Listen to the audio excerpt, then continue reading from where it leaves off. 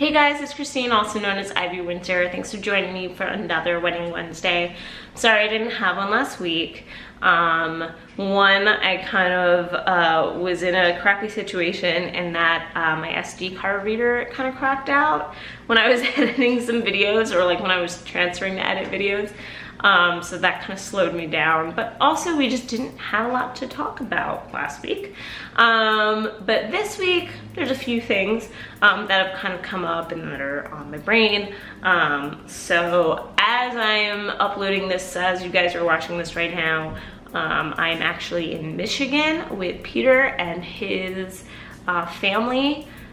We go up there for the 4th of July. Well, he goes like every year and I go, this is my second time going. His mom's side has a cabin up there, which is super awesome. So if you've been following me on Twitter, following me on Instagram, you're probably seeing some like photos from there. And that's where I physically am right now. So like this is past me in the future talking about wedding stuff. How weird. And then this upcoming Friday, Peter and I are actually going back to Suit Supply to pick up his tux. And I'm really excited about that. I'm excited to go with him. They obviously wanted to like try it on when he gets there because it's all custom. Make sure all the colors are right, everything looks good. So I'm gonna be going with him to do that. And I'm really excited because, you know, I bought my dress a while ago and now he's finally getting his tux. And it's just like one of those extra thing that makes everything feel really real. Anyway, so today I'm gonna talk about guest list and seating chart arrangements, which I feel are two of the biggest stressors of people planning a wedding. The first thing you think about is, who are we inviting? And the next thing you have to think about is, where are they all sitting? And for some people that can be really stressful if they want a small wedding and family is pushing them to have a big wedding. If they have family members that don't get along, where are we going to sit them? You know, there's a lot of reasons why I think there's just a lot of pressure and stress, and sometimes you want to put it off and not deal with it. My advice is to just tackle it head on as soon as you can. We kind of looked at our guest list as soon as we figured out our venue. And I think that's really key here, is try not to build out your guest list before you know where you're actually getting married. And I say that because your venue is gonna have a certain capacity of guests. And as much as you might want to have a 250 person wedding, unless you've specifically said like, okay, we're only looking at venues for 250 people, you might fall in love with an amazing venue and they can only hold 200 or 180 or whatever it might be. So I think my biggest piece of advice is to be open-minded when you go to venues, not to try to have a number of guests in mind already, but like to really go out there and see everything that's available to you before you decide on a guest list, and not let your guest list determine your venue, because you really might find something amazing that's a lot smaller. And maybe, you know, that is a no for you, and that's okay too. If it really is that you want 250 people and you see a venue that's only 150 people, maybe that's too big of a drop for you and you want to have the bigger wedding. Or vice versa. Maybe you see a venue and you're only looking to invite 70 people, but this venue can like ideally hold 200 people and it might feel too big for 70 people. And so you need to really weigh your options there. And I feel like those two things really go hand in hand more than people think. They kind of think of their guest list as one thing and their venue as another thing, but they kind of do really work together. Side note, I apologize if there's any noise in the background. So as I am actually recording this, is the night we're going to be flying out to Michigan, where I am now. Very weird, a lot of time travel stuff going on. And we're doing a crazy fast wash before we go. So I have stuff in the dryer, which is that way, and I don't know if it's picking up on camera. I'm so sorry if it is. I will try to edit it out as best I can. Okay, so when we went to our venue, the one that we really fell in love with, the Pratt House in Manhattan, the first thing they even talked about was like size and how that worked. And part of the reason was because they have different options depending on the size of your wedding. So if you just take the Pratt House, which is the actual house, you can hold about 140 to 150 people. That means you're also having dinner within those smaller rooms and all of that. If you are renting out Peterson Hall, which is an attached hall, which is what we're doing, you can technically do 180 people because you can fit the 180 people to sit in that bigger room for dinner. But when you think about it, that still means that now you have an extra 30 to 40 people in the smaller rooms for dancing and for cocktail hour. And that means that standing, that works. You know, they had more room for 180 people to stand and mingle than to sit for dinner in those rooms. But I think for us, it was like, well, you don't want to max out capacity just because you can.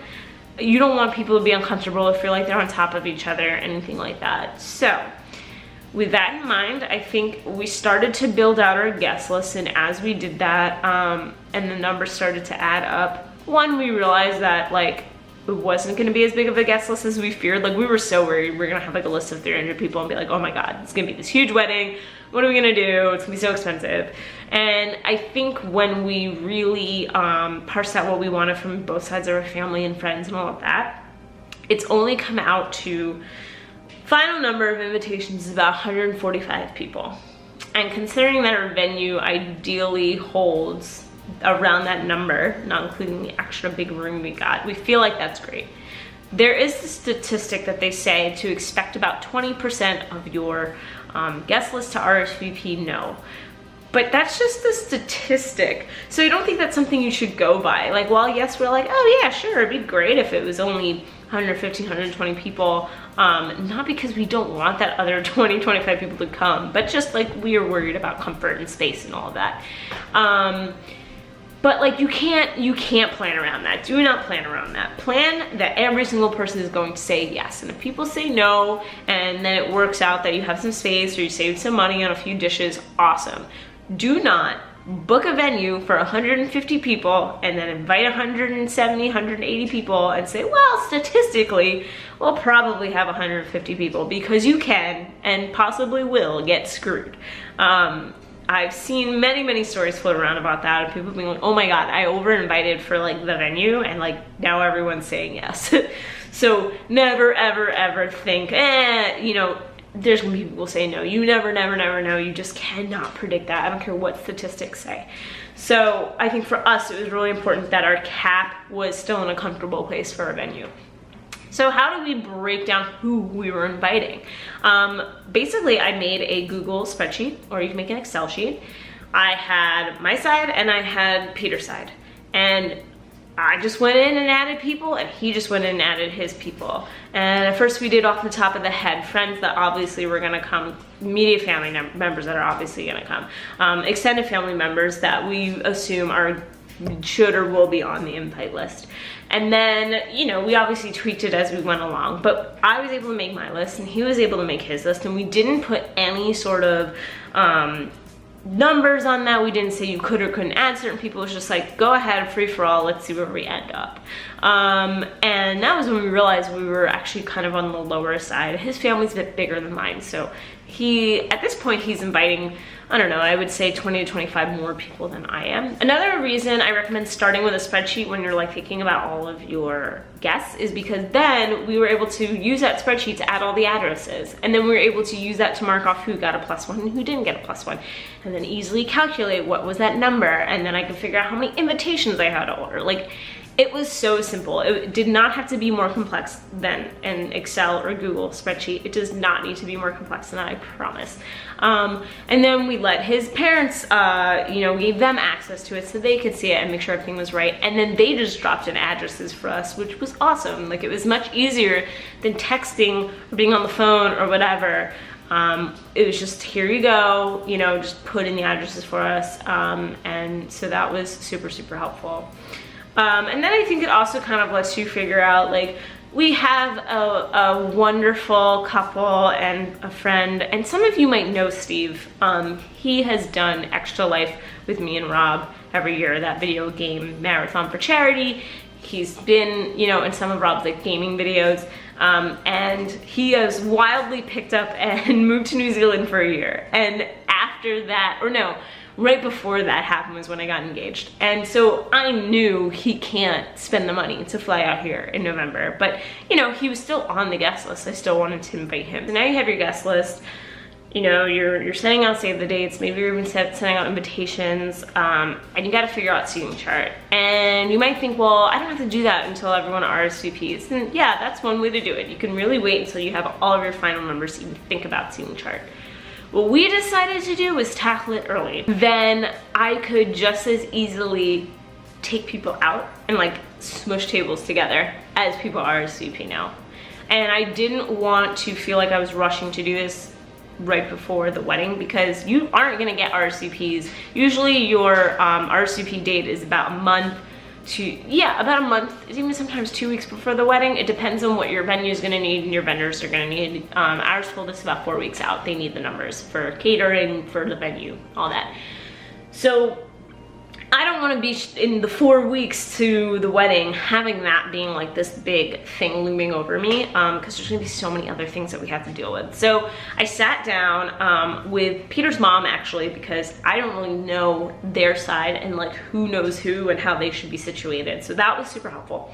We use this website, it's called allseated.com, and basically it's a free thing. You can go and create your own project. I put in all the guest names and then was able to make a floor plan. This was copied from a floor plan the venue gave us. So they said, here's the kind of tables we have. Here's what it would look like if you had 14 or 15 tables.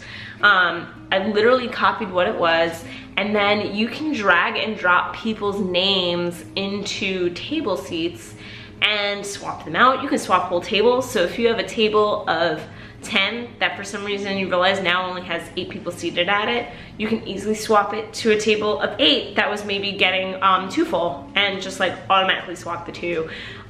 You can like drag people around. It's awesome, and it's a really, really easy way to plan everything out. Also tells you this table is full, this table is too many people, you need to look at this now and like rearrange people, or this is too low, you know. So you get to kind of see everything from a higher standpoint, but also like the nitty-gritty of who is sitting with who.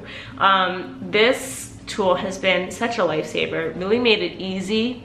No having to draw anything out or do any sort of seating chart boards. And maybe some people like that. Maybe you want to like physically do it.